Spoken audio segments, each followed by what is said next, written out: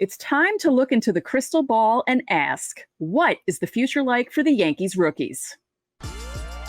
You are Locked On Yankees, your daily New York Yankees podcast. Part of the Locked On Podcast Network, your team every day. Welcome to Locked On Yankees, which is part of the Locked On Podcast Network, your team every day. Thank you for making us your first listen every day. I'm Stacey Gotsoulias. This episode is brought to you by Sleeper. Swing for the fences on Sleeper Picks, and you can win up to 100 times your money. Download the Sleeper app and use promo code Locked On, and you'll get up to a $100 match on your first deposit. Terms and conditions apply. Check out Sleeper today. It's currently operational in over 30 states. With me, as always, is my producer, Steve Granado. Steve, what's going on? Hey, what's up, everybody? Welcome back to the show here for a Tuesday edition. We really appreciate you clicking on it. Don't forget, coming up later, I have some making up to do in the bold prediction scoreboard. Everydayers know what I'm talking about. I have a big bold prediction. Well, I have a gutsy bold prediction that I'm trying to get in. We'll see if Stacey accepts it. I might have to change it. We'll see. We'll see. That's coming up later on in the show. Of course, a preview of the Tigers series. Shohei Ohtani back in the news again. Surgery likely. Should the Yankees pursue him? Of course, we'll expand on that during the offseason, but kind of wanted to touch on it here today. Stacey, we said it here a second ago. What's the future like for Jasson Dominguez, Austin Wells, Everson Pereira, Oswald Peraza, Greg Weiser, Jhony Brito, Randy Vasquez? Heck, we could go as far as Will Warren, Clayton Beeter, Andres Chaparro. The list goes on and on and on and on. We wanted to talk about the immediate guys. Stacey, I wanted to get this out of the way in the beginning here too.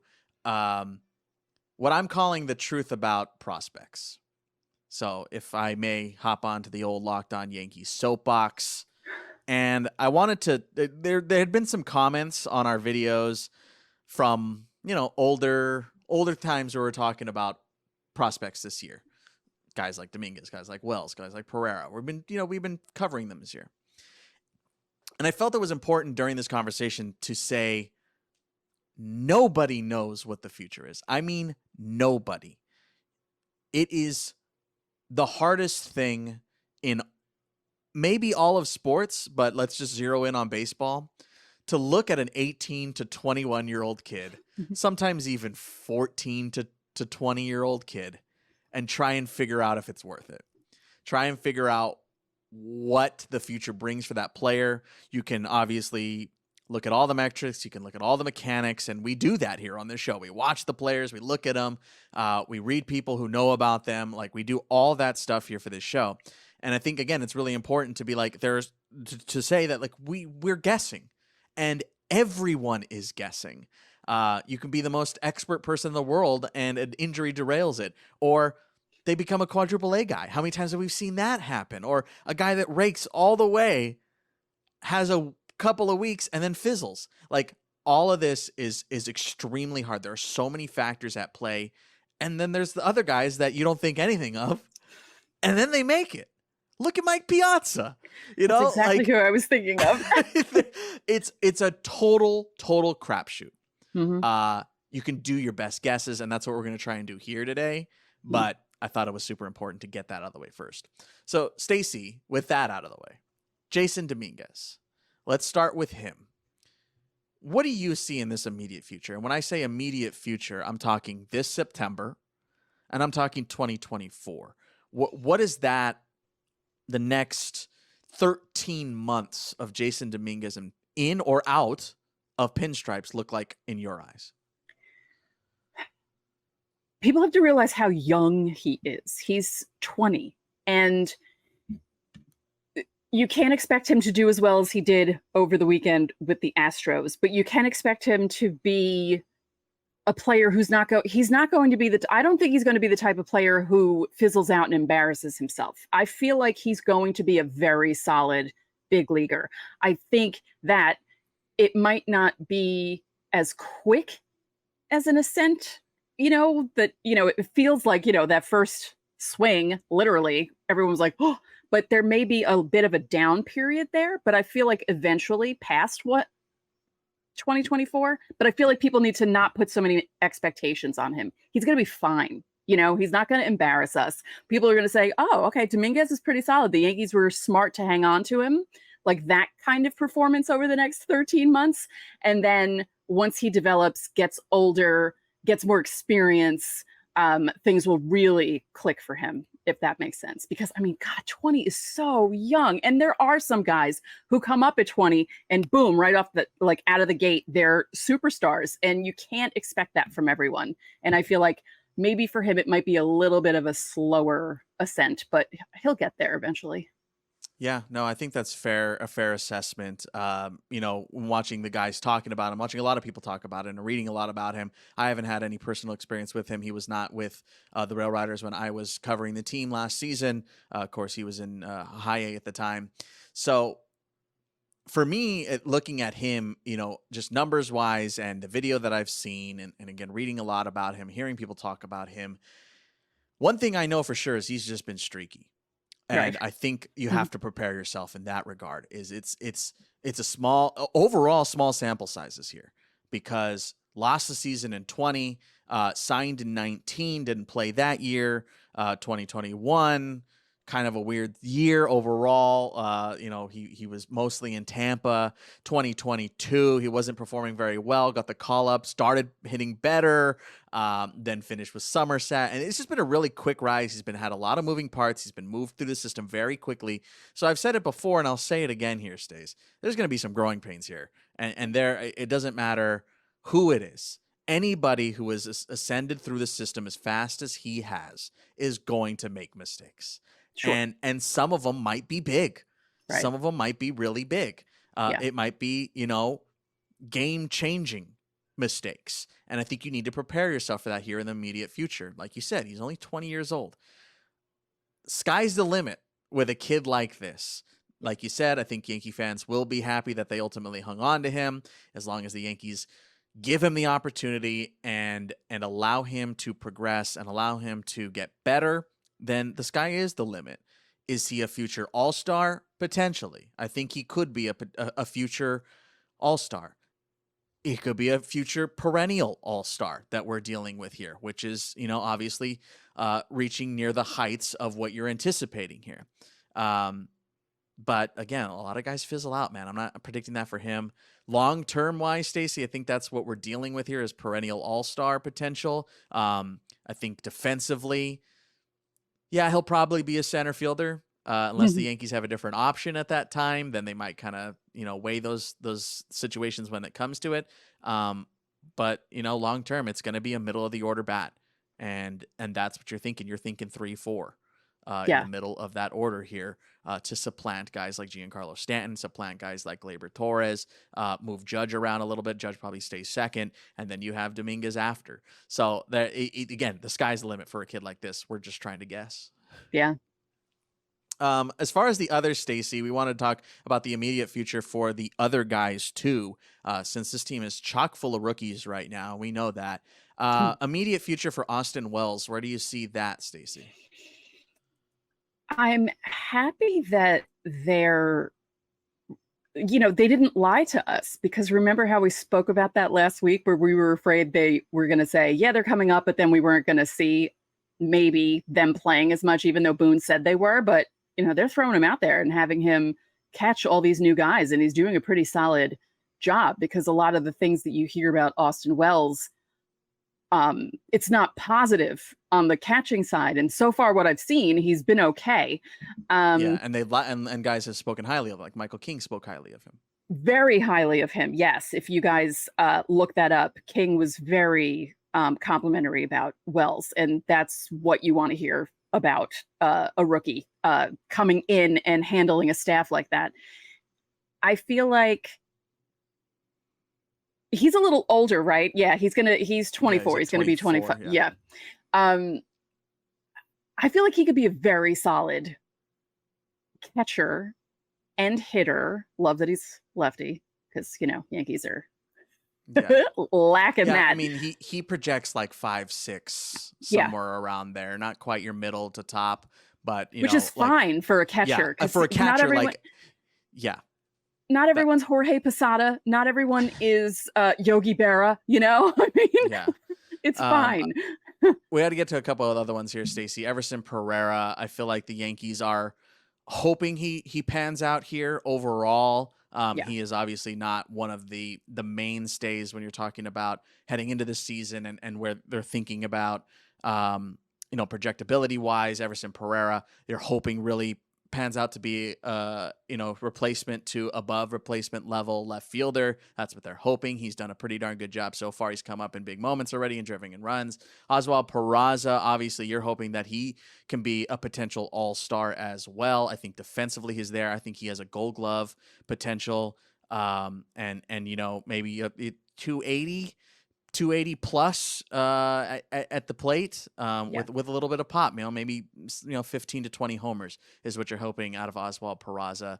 And just kind of quickly, Jhony Brito and Randy Vasquez, especially heading into 2024, Stace, I feel like there's going to be a pretty hefty battle for rotation spots in 2024. Would you agree? I would definitely agree, because now we have Michael King competing for that spot too. So it's going to be really interesting to see their performances in September, how things go in spring training, and what this team is going to look like opening day 2024, because it could be very similar to what it is right now. And that might not be a terrible thing. Yeah, it could be very rookie heavy by 2024. Just in that same breath with Brito and Vasquez, you can imagine Warren, Beater also competing for spots, and also guys that potentially could be picked up in the offseason that could be competing for a roster spot in the rotation next year. Let us know how you're feeling about this stuff down below in the comments section. Drop your questions for Fan Mail Friday while you're down there here on the YouTube side. Reply to that pinned comment. If you want to skip that line, you can join Subtext, get one-on-one text messages with Stacy and myself, and a whole bunch of other perks. Check it out in the episode description. There's a 14-day free trial. We're going to step aside when we come back. Shohei Ohtani, should the Yankees pursue him? Is that a gutsy call? Let's talk about it.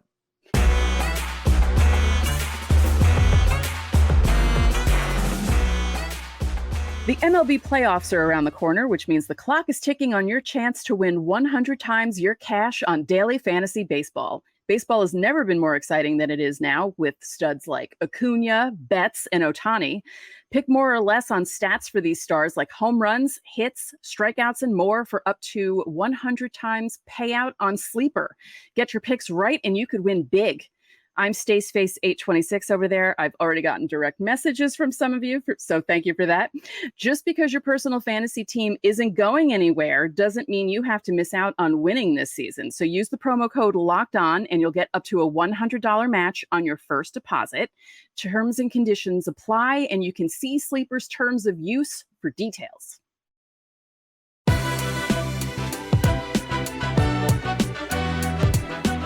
Back now on Locked On Yankees. Hey, you guys already know the best place to listen to Yankees games is on Sirius XM.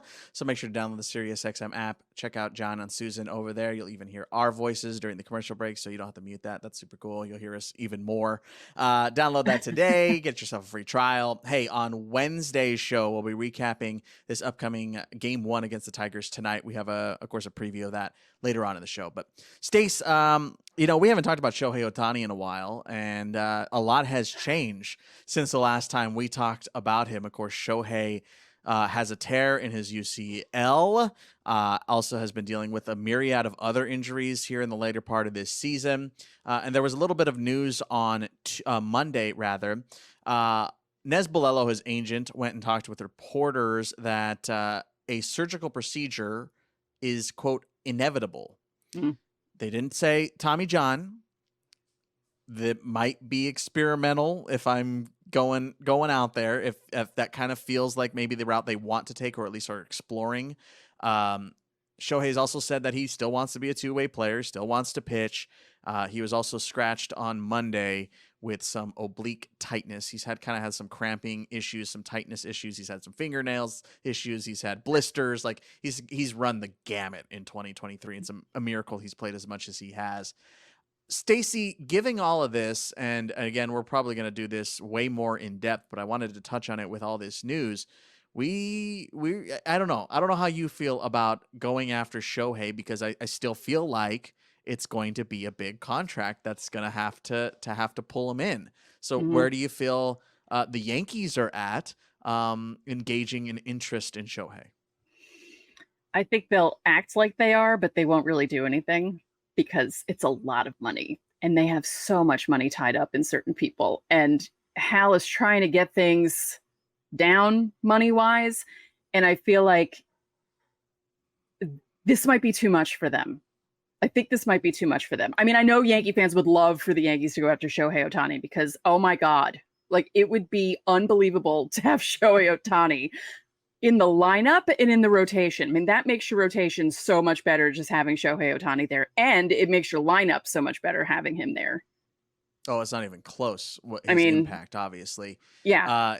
Yeah, I mean, 2023 for Shohei on the mound is clearly not as good as it has been in years past, as you know, in 2022 and 2021. Not the same years. I think some of these arm issues, you know, may have been nagging him longer than, you know, as we all know. Obviously, he's been pushed back a couple times. He moved to start, like he skipped a start. Like there have been kind of these weird things. We also know how players don't like to always say that they're not feeling so great, and they don't want to tell the teams. They want to kind of push through things and pitch through things. And Shohei in particular is like that. I mean, why at this point? Why is he playing? Right. Like there's really nothing to play for. He's gonna get the money no matter what. He's getting an S ton of money this offseason. I mean, he's the guy that everyone wants. So I feel like it might be smarter for him to shut down and try to get healthy and prepare for 2024, because you don't want to get worse. You don't want a complete tear of the UCL, because that'll really screw things up for him. So yeah, I mean, we've seen Bryce Harper work through the Tommy John stuff this year, you know, and he's had a pretty decent year. He's kind of helped the Phillies resurge a little bit here. But I think what's interesting in light of the Yankees in this whole thing is Giancarlo Stanton, where he would fit into that whole mix, right? So contract-wise, Stanton is a free agent in 2029. Right. Like that's how long that 13-year contract runs is through the 2028 season. It's a club option in 2028. So, I mean, at that point, the Yankees are taking this. Let's be real. They're not going to take that club option. Even if he has a massive resurgence at that point, age wise, he'll be 38. So think through the 2027 season, right? That's what's guaranteed at this point. And it's nice that the Yankees have the club option there. It's not player, right? Because he'd probably take it at that point. Of course. Unless something completely fell off the cliff. Yeah. So, and you also got to remember he's got a full no trade. So if you're talking Ohtani, I think it's a disservice to not talk Stanton, because that's the position, right? He's not getting healthier. He's gonna need to DH. And that obviously, especially for the 2024 season, even if you're thinking Shohei Ohtani could swing a right field spot, he can't next year. Right. He's gonna have a new elbow, so he can't throw next year. So you're eating at least 2024 in that regard, where he can only DH. He's not playing first like Bryce Harper has. That's not happening. And I think that's it. And when you're saying, you know, everyone's going to go trade Stanton, trade him. Why wouldn't you just trade him? It's not that easy. Full no trade. B, it's not easy. That's a lot. I mean, who's going to take, it's so much money.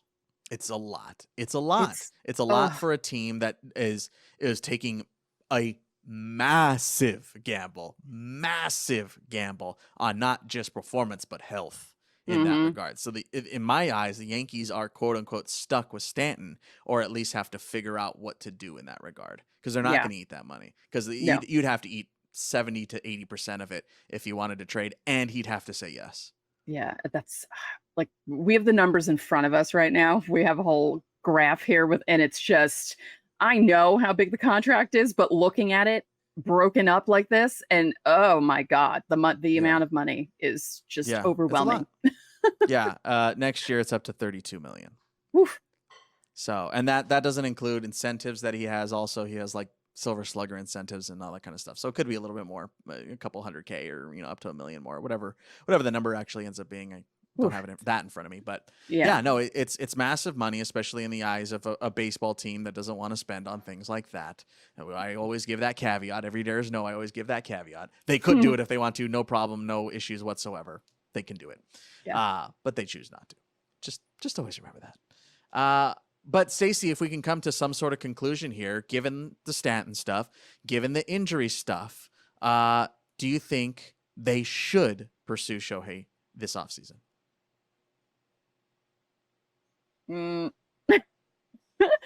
Let's take the factors of they're gonna use, it's gonna hamstring them. Let's take all the money out of it. Take the money out of it. Just the guy. Oh, just yes. The guy. Oh, if you take everything out of it, yes, of course. I mean, yeah. Definitely. Yeah. But there's that pesky money thing. And you know what? That's how it should be, right? I know. Isn't that the whole point of this? Yeah, it really should be. You're the freaking Yankees. No. Don't say no. Yes. Yes, you're the Yankees. You're the Yankees. Like, start acting like the Yankees and start being the team that everyone thinks you still are all these years. Because everyone's they're the evil empire. They buy everyone. They do this. And it's like, are they really buying everyone? Because have they done anything since the 2000s? Not really. So it's not really that same team. And I kind of wish they would embrace it. I wish they would embrace the evil empire moniker. I wish they would reverse the music at the stadium and play the Imperial March when they announce their own lineup and not the opposing team's lineup. They should just embrace it totally. What have I been saying for months, Stacey? Lean in. They need to lean in. Yeah. Lean in. Let us know down below. I'm sure you guys have a lot of feelings on this, especially again since the last time we talked about Shohei. I mean, that was what, May? We were to April, May. We were talking about Shohei. So we a lot has, I wouldn't say changed, but a lot has gone on since then. A second Tommy John potential is nothing you want to hear. I'm curious how it all shakes out. He's going to get the money. I'm just curious what that contract looks like what the opt-outs and the no trades and all that kind of stuff. How does that work out? We're going to find that out here in the next couple of months, and we'll see if the Yankees are a part of it. Let us know if you want that down below. Okay, we're going to step aside one more time when we come back, preview, and it's time to unveil my bold prediction.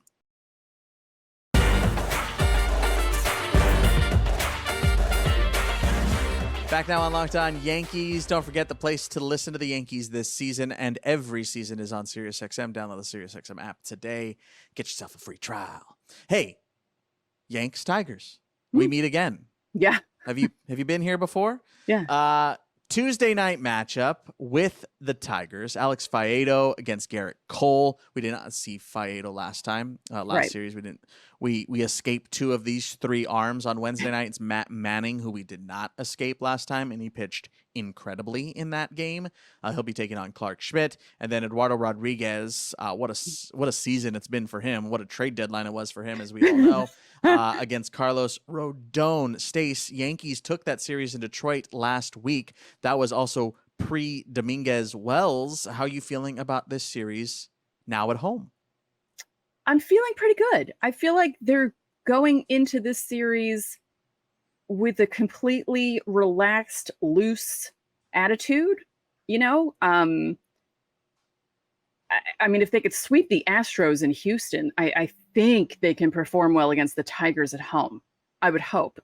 You would hope, yeah. Well, especially now they have 1.5 new left-handed bats in that lineup. Yeah. I mean, we say it all the time. How do you build a team without left-handed bats in Yankee Stadium? And now we'll get to see them in Yankee Stadium. And if they take advantage of the short porch, I mean, Dominguez took advantage of the Crawford boxes and the short porch in Houston. So let's see if you could do it in Yankee Stadium as well. I don't know what you're talking about, Stacey. They built a left-handed hitting center fielder. His name is Estevan Florial.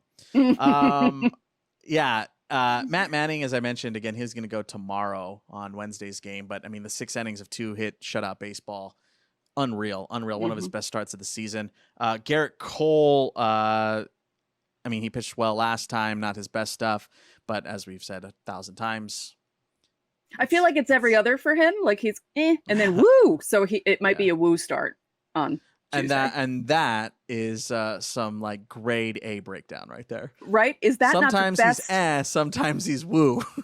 I think that's the best analysis I've ever heard on a baseball podcast, personally. So yeah, that's that hard hitting journalism right there. We'll have to clip that. We'll have to clip that and play it all over the place. There you go. Sometimes sometimes woo. Let's hope for a woo. Yeah. Clark Schmidt, not his greatest stuff last time. 2 turns ago, much better. That was the 6 2/3 outing that one time. And Carlos Rodon, as we mentioned, pitched well enough his last time out. Stacy, we've been teasing it for days. For days, we've been talking about this. The old bold prediction scoreboard. You're crushing me. 5-2 right now. 5-2. And I've only done this one time on this show, and I think I have to again. Okay. And I'm going bigger and bolder than I've had in this front. Okay. Because I need it. Stacy, I'm going all in. Ooh. I am wagering all my points because I have to catch up. I'm wagering both my points that I have earned this season. I've already lost a half a point this year because I wagered and lost. So if I get this correct, I will win 3 points, which if you're incorrect means we're tied with only a couple weeks to go. There ain't just an AL West race. There ain't just a wild card race. There's a bold predictions race. So I'm also going to change the mojo, and I'm going first. Okay. 3-game series with the Tigers this week. So I don't have that many options. Only 3 games. There will be 2 home runs by rookies in this series for the Yankees. Is that really bold? 2 homers in 3 games? Yes. That means I'm calling like for Austin Wells' first career bomb here. I can see that happening. You don't think that's enough? I don't know. In their first games at Yankee Stadium? Yeah, There's going to be... You think Dominguez and Wells go deep in the next 3 days? Well, yeah, because I feel like Wells could hit like a foul pole shot and get his first home run. And that's not fair. You think that's not bold? No. Well, I mean, okay, it is. It's just I don't know. I will not include. Fine, I'll play your game. I will not include Volpe as a rookie. Is that okay? Okay. So Volpe homers don't count. So you're including Pereira. I'm going Peraza. Those would it'd be Pereira's first homer. It would be Wells' first homer. Dominguez. Yeah. Okay. Yeah. Okay. Yeah. That's I think that's pretty darn bold, man. I don't care who you're facing. Remember, Matt Manning's pitching this week. That's true. Yeah, no, that's true. And yeah, okay. That's true. And that's also assuming that they play. Yeah. Come on, Stace. Killing me. What? Fine. You're the bold prediction expert over there. So what's yours? I'm not, and I'm feeling the pressure now, and I'm really like scared of losing. Yankee sweep. Is that bold? Like they're gonna be on their 6th game in a row. Like they're gonna win. This sweep is gonna make them on a 6-game winning streak. Yeah, that's up there. Yeah, fine. I mean, they won 3 in a row against them just a week ago. True. On the road. True. But and one of those was against Matt Manning. Right, but they're following a 3-game sweep. Like the Yankees haven't won that many in a row in a while. Fine. Fine. And the Volpe clause stands. I can't wait till he's the 2nd homer, by the way. And now I'm down to 0 because of you. Let me know. I want to know in the comments. You can put Volpe in there. Put Volpe in there. You're gonna let me have Volpe? Yeah, he'll hit one. I can feel it. He'll hit one. And it'll be like a late in the game, like bottom of the 8th. They're down 2 runs. He's gonna hit like a 3-run home run. Yeah, because that's just what he does now. Yeah, that's his role on the team apparently. Okay, so that's it. So Stacy's bold prediction is sweep. Steve's bold prediction is the rookies will hit at least 2 home runs in the series, including Volpe. Are we including Oswaldo? Nah, too much service time. I feel like too much service time for him. Yeah. Yeah. Oswaldo notwithstanding. There we go. All right. We found our bold predictions. Let us know your bold predictions down below. And hopefully I get 3 points this week. 3 points. That's massive. Otherwise, I'm down to 0. And that's pretty much, I have nothing to wager. So that's it. I'm done. I'm done if I don't get this. Okay. Let us know down below. Of course, coming up on tomorrow's show, we will see if I'm at least halfway there. And that's going to do it for today's Locked On Yankees. I'm Steve Granato. And I'm Stacey Gotsoulias. We'll see you tomorrow.